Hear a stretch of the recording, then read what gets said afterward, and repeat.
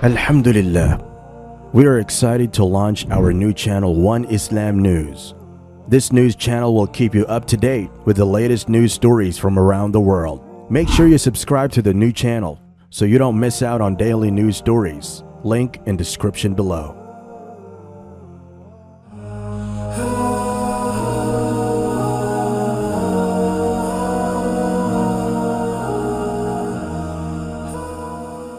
And then Allah talks about the big one, and that's the one I really want to end this conversation with, even though there's more to go. But Allah makes such a big deal out of this subject that, again, just like there were 3 ayat about Judgment Day, now there are وَالَّذِينَ هُمْ لِفُرُوجِهِمْ حَافِظُونَ إِلَّا عَلَى أَزْوَاجِهِمْ أَوْ مَا مَلَكَتْ أَيْمَانُهُمْ فَإِنَّهُمْ غَيْرُ مَلُومِينَ فَمَنِ ابْتَغَى وَرَاءَ ذَلِكَ فَأُولَٰئِكَ هُمُ الْعَادُونَ. 3 ayat about the same subject again. The only other subject that got 3 ayat was what? In this list. What's the only other subject that got 3 ayat?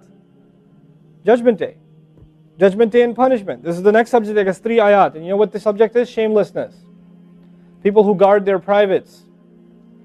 We live in the ultimately shameless world today. The world in which streaming videos off of any website are available on your mobile device. The age in which the pornography industry is a multi-trillion-dollar industry. The point of which, the agenda of which is to make sure every one of you is a consumer of filth in one way or another. That every man, woman, and child is exposed to this stuff, and they're hoping you are, so you become addicted to it, so you become yet another consumer. This is the gift of pornography to society. It's turning people into animals and perverts. And some of you, unfortunately, have that addiction. And you're watching this stuff online, and you're watching it and saving it on your apps and your mobile devices. And you don't feel bad about it anymore. You've justified it to yourself.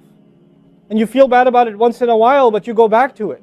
And as a result, you think, oh, well, at least I'm not hurting anybody. At least I'm not doing it to anybody else. I'm just watching this stuff. It's okay. But you know what's happening to you? Inside, your soul is being just gutted. You have no soul left inside of you. So your prayers are empty, and you can't even shed a tear in your salat because your heart is so devoid of the fear of Allah because of the filth you've been watching all this time. It's turned you from a human being into an animal. So you can't even look. A woman passes by and you see a piece of flesh walking by. You don't see a human being walking by that deserves respect. You check everybody out and everything out. You're constantly gawking and staring. You have a hard time putting your eyes down. When you're on the subway, when you're on campus, when you're at work, you're walking down the street, you just can't help it. You see a billboard, you take a second look, you see a third look. You don't miss any opportunity to just to violate your soul with your eyes. You're addicted completely.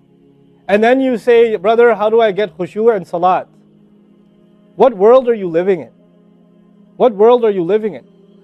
Ayyuhal ikhwa, my brothers. Specifically my brothers. And I know some sisters have this issue too. It's a sad reality. This is a war. This is a war. This is more dangerous than any military war. This is the war that's destroying our souls. It's making its way into our homes.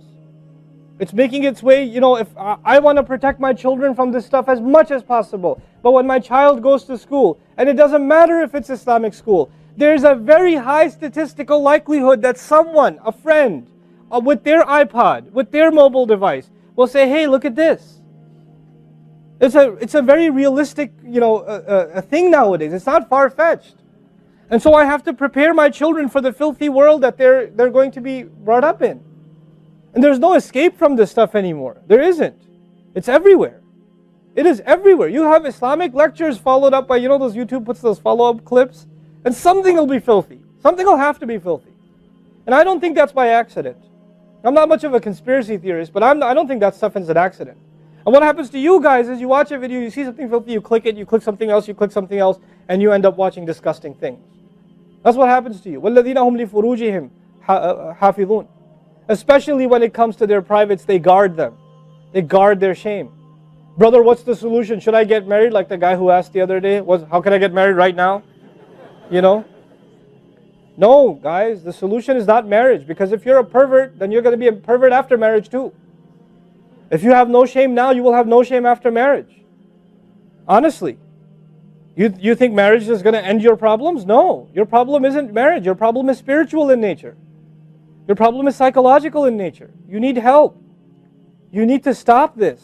You need to stop hurting yourself like this. You will have nothing, there'll be nothing left inside you. I just had an email from a teenager who's addicted to pornography, an anonymous email, 14, 15-year-old teenager. Says, I want to kill myself. I can't stop. I've been watching it since I was 11. My parents don't know.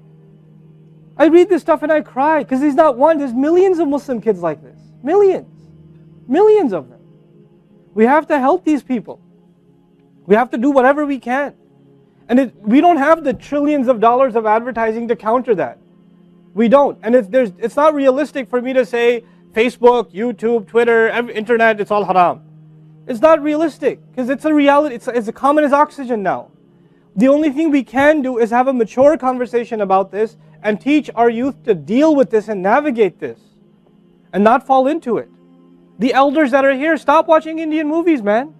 Why are you sitting in a lecture talking about salat and the importance of salat and you don't guard your shame? Mother and daughter and husband and wife and sister sitting together watching whatever? God, come on.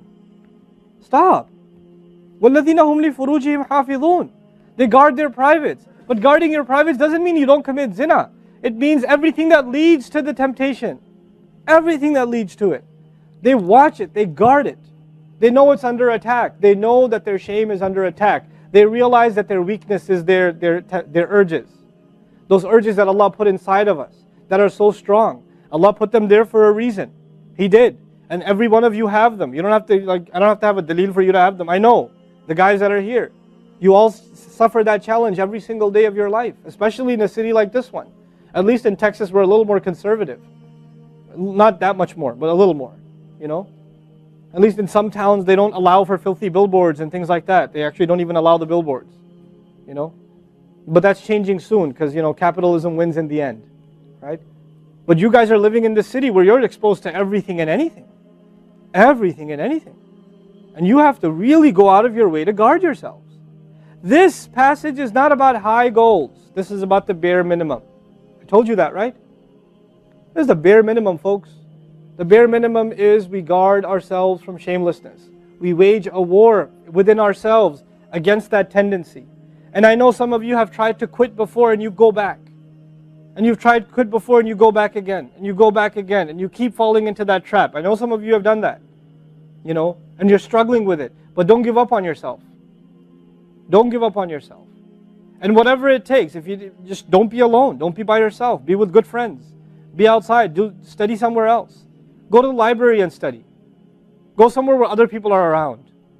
Because when you're by yourself, shaitan gets you. And if the fear of Allah isn't enough for you, at least the fear of other people will work for you. At least something's better than nothing. For those, I've said this in other talks before, for the parents here, if you have a computer in the house, please don't make it a laptop.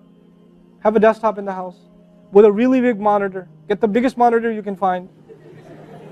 Honest to God, and make sure your computer is in the kitchen or in the dining room. Don't put it in the living room. Don't put it in the kids' room. Don't put it in your bedroom. Put it in the dining room, facing the public. You want to do homework, do it over there. Though you can't move the monitor this way or that way. It's facing everybody. That's how you should have it. This stuff, we have to take these precautions. Don't give your 11-year-old a smartphone. What were you thinking? That's not very smart. Don't give them a smartphone. Why am I seeing kids in Islamic school, 5th graders, with iPhones? iPhone 5s. I don't have an iPhone 5. Why do you have an iPhone 5? With 4G, you know how dangerous that stuff is? وَالَّذِينَ هُمْ لِفُرُوجِهِمْ حَافِظُونَ إِلَّا عَلَىٰ أَزْوَاجِهِمْ except upon their spouses أَوْ مَا مَلَكَتْ أَيْمَانُهُمْ فَإِنَّهُمْ غَيْرُ مَلُومِينَ or what their right hands possess, then they're not to be blamed. Allah says we have these urges and we can execute those urges, we can release those urges, but to the halal spouse, to the spouse, our spouses. But outside of that, we can't. And by the way, when people get addicted to this sort of thing, and they get accustomed to it, or they get over and overly exposed to it, they have miserable marriages. And marriages start falling apart. They have this virtual idea of what pleasure means, and they don't find pleasure in their spouse anymore. And there's great fitna that comes into the family. It destroys homes, Muslim homes. That's what's happening in our world today. Allah talks about the people who make salah, and He says, I'm describing the people who make salah, because this is the mawsuf, al-musallin. Then alladhina, all the alladhinas, all the asma' mawsula here are the wasf, the sifa of it, which means the people of salah are the people who protect their shame, are the people who fear judgment day, are the people who, they are constant in their prayers. These are the people. فَمَنِ ابْتَغَى وَرَاءَ ذَلِكَ فَأُولَٰئِكَ هُمُ الْعَادُونَ. The people who pursue anything beyond that, then they are the ones engaged in aggression. This is an act of aggression. You know, when adu is mentioned, or adin from adu, from ada ya'du, right? Al-adun. Al-adawa in Arabic means animosity. Allah says, whoever pursues their urges to be fulfilled outside of the halal, outside of the marriage, whoever pursues that, then they are engaged in an act of aggression. The question is, aggression against who? Because when you say enemy, then you have to say enemy of who? If they've become an enemy, who have you become an enemy to? Allah didn't mention a maf'ul bihi, no jar majroor, nothing related to it. You know what that means? They are an enemy to themselves, their family. They become an enemy even to Allah's teaching. You know, these are the kinds of people. The most important asset you and I have is our hearts. And this shamelessness destroys the hearts. It destroys it. The most precious thing you and I have to preserve is our iman. And these filthy images is destroying your iman. They're tearing your iman apart. Don't let it happen to you. Do not let it happen to you. And I can only talk about this. I can't stop you from doing anything. And nobody else can. You will have to police yourself. You will have to control yourself. You'll have to make the decision, is my iman important enough? Is my salat important enough? You know? Or should I just carry on and pretend? You know what I told you about jazur, right? When you come across evil, you just don't want to deal with it. You just ignore it. There's a lot of people like that. They hear this stuff and they don't deal with it. They just ignore it. And you're jazur. Then you're not from the musallin. Illa al-musallin. If you don't be from the people of jazur, from the jazureen. Don't be from them. The people who just leave it. They don't even deal with their problem. They run from it. And they cave in every time. And they're reactionary. And that's the beautiful thing about the beginning of this passage. Halua, reactionary. Usually we react to temptation. You react to an image and it leads you to a site, which leads you to something else, which leads you to something else. You're constantly reacting to things. You're supposed to learn to have the right reaction, and the right reaction comes when we become people of salat.